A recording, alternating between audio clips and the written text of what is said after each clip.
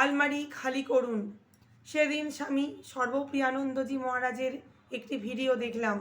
উনি বললেন যে অনেক ছেলেরা মায়ের মৃত্যুর পর মঠে গিয়ে মহারাজদের অনুরোধ করেন তাদের মায়ের ভালো ভালো শাড়ি গরিবদের দান করে দিতে। অনেক সময় ছেলেরা সেই সময়টুকুও পান না, আলমারিতেই পড়ে পড়ে নষ্ট হয় সব শাড়ি, যা গরিব মায়েরা পেলে পরতে পারত।